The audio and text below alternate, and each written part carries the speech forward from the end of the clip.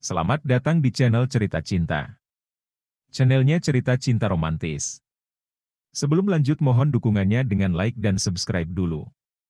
Perselingkuhan liar suamiku, bagian ke-8. Ditinggal ibu mertua.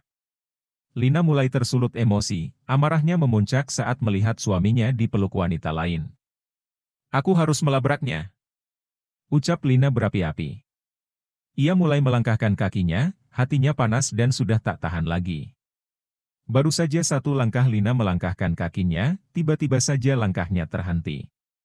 Kalau aku melabraknya sekarang, bisa-bisa jadi tontonan semua orang.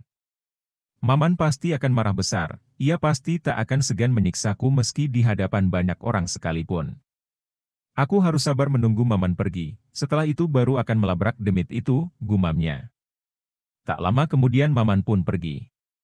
Pucuk dicinta ulam pun tiba, Lina tersenyum bahagia, ketika melihat Maman sudah menghidupkan kembali mobilnya.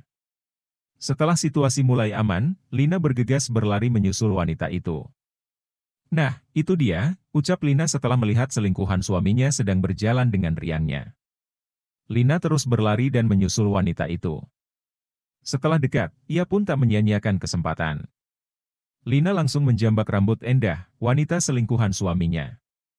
Rasain, kena kau. Lina tersenyum penuh kemenangan.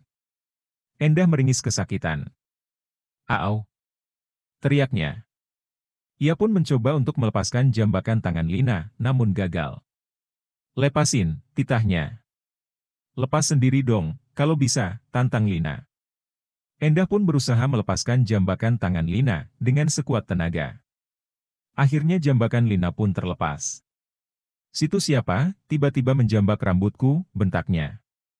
Lina memelototkan matanya, tangannya menunjuk-nunjuk Endah. Aku istrinya Maman. Maksud kamu apa, peluk-peluk suami orang sembarangan? Asal kamu tahu ya, Maman sudah punya anak istri. Endah terus memperhatikan Lina. Jadi ini istrinya Maman, jelek amat, gumamnya. Endah mengeluarkan senyuman mengejeknya. Bodoh amat, mau dia punya istri kek, mau dia punya anak, aku gak peduli. Yang penting Maman mencintaiku, hahaha, Endah tertawa dengan sombongnya. Rupanya Endah adalah wanita yang tak punya hati, bahkan ia tak peduli ketika Lina membongkar jati diri Maman yang sebenarnya. Lina mendongkak, Endah benar-benar sudah memancing emosinya. Amarahnya memuncak, ia pun melayangkan tangannya ke pipi Endah. Plak, tamparannya begitu keras. Endah menatap Lina tajam, tangannya mengelus bekas tamparan Lina, yang mulai terasa panas dan perih. Sakit anjir, gerutunya. Endah pun membalasnya dengan menjambak rambut Lina. Seakan tak mau kalah, Lina pun membalas jambakan Endah. Setelah mendengar teriakan demi teriakan, beberapa warga pun berlari ke asal suara, mereka pun tampak terkejut ketika melihat pertengkaran dua orang wanita yang saling menjambak satu sama lain. Astagfirullahaladzim, teriak para warga. Mereka pun bergegas berlari untuk melerai pertengkaran. Hei, sudah-sudah, hentikan pertengkaran kalian. Pinta para warga seraya menghalangi Endah dan Lina. Tak mau berlama-lama menjadi tontonan para warga, akhirnya Lina pun mengalah. Dasar keturunan dedemit. Umpatnya, seraya berlalu pergi begitu saja. Semua warga memutuskan untuk kembali ke tempatnya masing-masing. Sementara Endah, dia terus memperhatikan kepergian Lina dari kejauhan. Aku gak terima, kamu mempermalukanku di depan umum. Lihat saja, aku akan merebut suamimu, tekadnya. Semakin hari, tubuh Lina semakin kurus. Terlalu banyak beban yang harus ia tanggung. Belum lagi, ia harus sabar menghadapi suaminya yang bermain gila dengan perempuan lain. Setelah Lina melabraknya, Endah tak merasa kapok sama sekali. Ia malah semakin menjadi, mereka sama-sama gila dan liar. Bahkan, kini Maman terang-terangan membawa Endah ke rumahnya, tanpa memikirkan perasaan Lina dan anak-anaknya. Ibunya yang melihat itu, hanya bisa mengelus dada dan mencoba menguatkan Lina. Maryam pun tidak bisa berbuat apa-apa, mengingat anaknya yang punya perangai buruk.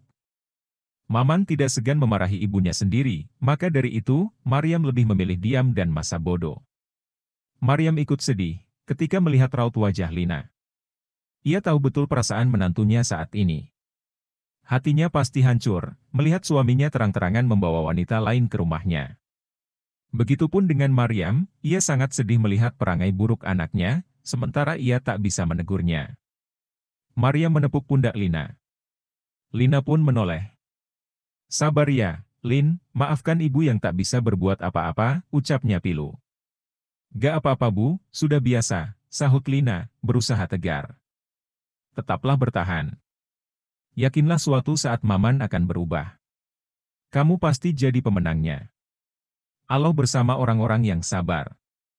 Iya bu, insya Allah, sahut Lina. Ya sudah kalau begitu ibu mau ke warung dulu, pamit Maryam. Mau ngapain, bu? Tanya Lina. Biasa main, ya sudah ibu pergi dulu ya. Lina mengangguk. Setelah mertuanya pergi, ia pun memutuskan untuk pergi ke dalam kamarnya. Di kamar, Lina pun menangis, menumpahkan semua kekecewaannya. Tega kamu, Kang, dulu kamu pernah selingkuh tapi aku memaafkanmu. Dan kini, kamu mengulangi kesalahan yang sama, ucap Lina seraya terus menangis. Sekuat-kuatnya ia berusaha menahan kesedihan. Tetap saja ia tak kuat, dan akhirnya menangis juga. Ia tak menyangka suaminya tega berbuat seperti itu kepadanya. Padahal, Lina sudah seringkali memaafkannya. Bahkan, ia pun tetap sabar dan bertahan meski ia hidup menderita, meski mempunyai suami yang miskin juga suka selingkuh. Lina berusaha menguatkan dirinya sendiri. Ya Allah, sebenarnya aku sudah tidak kuat menghadapi perangai buruk suamiku. Hanya saja aku tak mau jika anak-anakku harus hidup tanpa seorang ayah. Kuatkan aku ya Allah, agar aku bisa menghadapi semua ujianmu. Sadarkanlah suamiku, dan hentikanlah perselingkuhannya. Jeger. Lina terperanjat ketika mendengar suara dentuman yang begitu keras. Suara apa itu? Kagetnya. Ia pun segera berlari keluar, untuk melihat apa yang sebenarnya terjadi. Ya Allah, warung BIAC. Ucap Lina sendu, ia begitu sedih ketika melihat warung milik tetangganya sudah hancur tertabrak mobil. Bukankah tadi ibu pamit untuk ke warung BIAC? Fikirnya. Ya Allah, ibu. Lina berlari setelah sadar, bahwa tadi ibunya pamit untuk ke warung BIAC. Lina menutup mulutnya, ia tak kuasa menahan tangis ketika melihat kejadian di depannya. Ibu mertuanya sudah tergeletak tak berdaya, sementara BIAC sudah meninggal dunia saat itu juga. Sedangkan Maryam, nyawanya masih bisa tertolong. Hanya saja tubuhnya habis tersiram minyak panas, karena saat itu, ia sedang menyaksikan BIAC yang menggoreng tahu kotak untuk dijual di warungnya. Raffi dan Rifa baru pulang sekolah, mereka sangat terkejut saat melihat telah terjadi kecelakaan di depan rumahnya. Mereka pun bergegas menghampiri mamanya yang sedang menangis. Mama, sapa Raffi dan Rifa berbarengan. Lina menoleh, ia pun bergegas memeluk kedua anaknya. Sayang, Nenek. Nenek kecelakaan. Sabar Mam, bujuk Rifa. Lina mengangguk, ia pun bangkit dan bergegas meminta pertolongan kepada para tetangganya. Kang, tolong bantu angkat ibu. Para warga pun bergegas menggotong Maryam ke dalam mobil. Saat itu juga, Maryam langsung dilarikan ke rumah sakit, dengan ditemani Lina, Raffi dan Rifa. Sementara Maman, ia belum mengetahui peristiwa nahas yang telah menimpa ibunya. Karena setelah memamerkan selingkuhannya, ia memutuskan untuk pergi dan bersenang-senang dengan selingkuhannya, tanpa memikirkan perasaan Lina dan anak-anaknya yang tengah hancur ketika melihat kemesraan mereka. 1 minggu sudah, Lina dan anak-anaknya berada di rumah sakit. Hanya Lina dan anak-anaknya lah yang setia menemani Maryam. Meski hanya sebagai menantu, tapi hanya Lina lah yang paling peduli. Maman hanya sesekali saja datang menjenguk ibunya. Ia lebih memilih menghabiskan waktu bersama selingkuhannya, memadu rindu melepas hasrat nikmat, daripada menemani ibunya yang sedang terbaring lemah di rumah sakit. Sedangkan Ros, anak bungsu Maryam, ia sama sekali tak pernah datang menjenguk ibunya.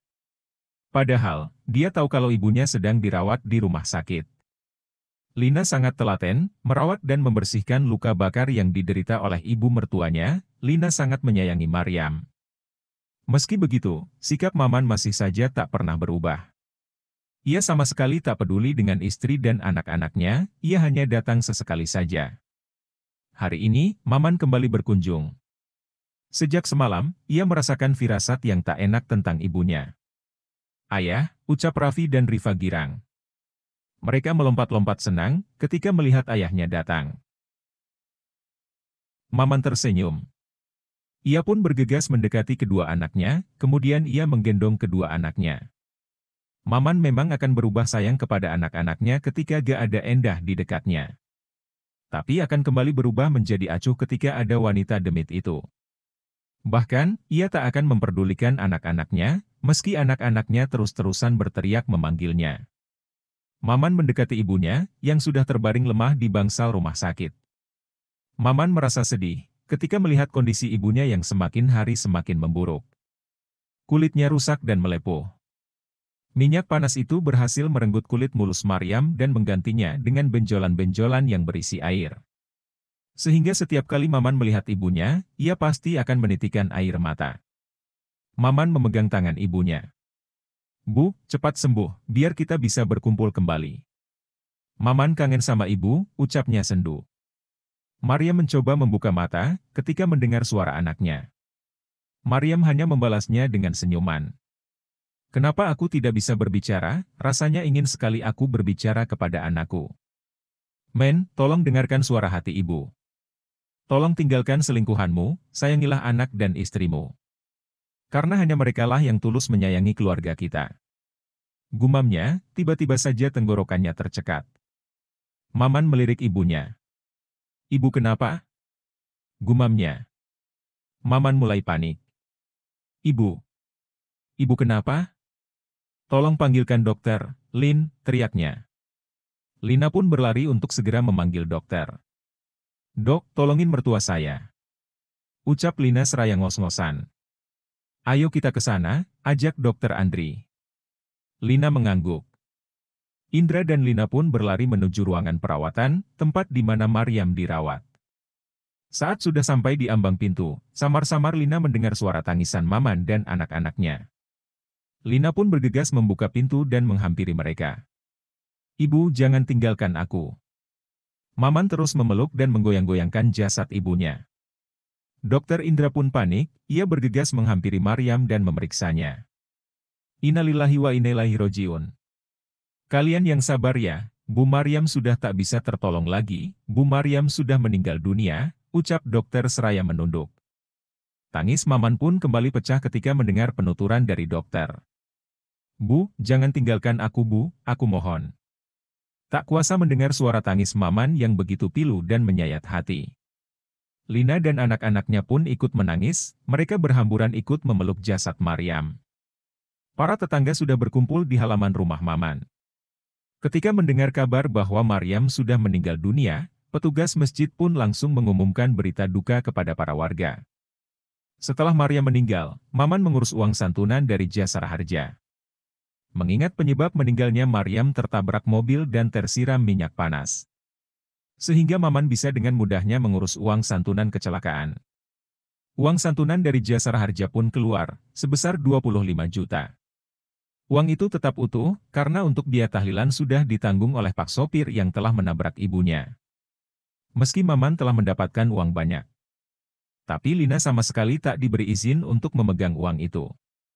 Mamanlah yang memegang uang itu, dan Lina hanya diberi ala kadarnya saja, itu pun hanya untuk kebutuhan dapur. Padahal, Lina lah yang selama ini merawat ibunya, ketika ibunya masih di rumah sakit dengan telaten dan ikhlas. Berbeda dengan Endah, selingkuhan Maman. Justru ia merasa kenyang dengan uang itu. Endah semakin bersemangat, ia pun semakin getol meminta ini dan itu. Ia pun mengajak Maman untuk berbelanja di mal. Ya, uang itu Maman pakai untuk berfoya-foya dengan selingkuhannya, jalan-jalan hingga check-in. Padahal, istrinya sendiri seumur-umur belum pernah diajak menginap di hotel. Semenjak punya uang, Maman menjadi malas bekerja. Itulah perangai buruk Maman. Selain temperamental, doyan mabuk-mabukan, judi dan doyan selingkuh. Maman juga orangnya pemalas, ketika punya uang dia akan berfoya-foya dan malas bekerja. Namun, ketika uangnya sudah habis, ia akan memaksakan diri untuk kembali bekerja sambil uring-uringan. Saat ini Lina sudah merasa lelah dengan perangai buruk suaminya. Badannya pun sudah semakin kurus, akibat tersiksa lahir dan batin. Hanya saja Lina tak bisa berbuat apa-apa. Ia takut jika mengatakan ingin cerai dari Maman, karena dulu Lina pernah mengatakannya. Bukan perceraian yang ia dapatkan melainkan siksaan, ia tak punya tumpuan untuk bersembunyi dari suaminya yang kejam itu. Karena Maman orangnya tak punya malu, bahkan ia berani menyiksa Lina meski di hadapan orang tuanya sekalipun. Lina hanya bisa berdoa, semoga Maman cepat dipanggil Tuhan, biar Lina bisa terbebas dari semua penderitaan yang telah Maman lakukan terhadapnya. "Mam, kata Bu Guru minggu depan akan berenang, kita ingin ikut Mam," ucap Rifa. Tiba-tiba saja raut wajah Lina berubah menjadi sedih. "Mama gak punya uang nak, nanti Mama coba minta sama ayah ya," bujuknya. Rifa menggeleng. "Sudah Mam, tidak apa-apa kalau Mama gak punya uang. Lebih baik kita gak ikut saja," sahut Rifa. "Iya Mam, lebih baik kita gak ikut saja, gak apa-apa kok," sahut Raffi menimpali. Lina merasa terharu dengan kesolehan Raffi dan Rifa, ia pun memeluk kedua anaknya. "Maafin Mama ya, nak, Mama gak bisa membahagiakan kalian. Mama jangan bersedih. Meski hidup sederhana, tapi kita bahagia mempunyai orang tua sebaik Mama." Lina tersenyum, tapi jauh di lubuk hatinya merasa sedih sekali. "Terima kasih sayang." Dalam hati Lina berdoa. "Ya Allah, semoga suatu saat aku bisa menjadi orang yang sukses, agar aku bisa membahagiakan anak-anakku." Bersambung.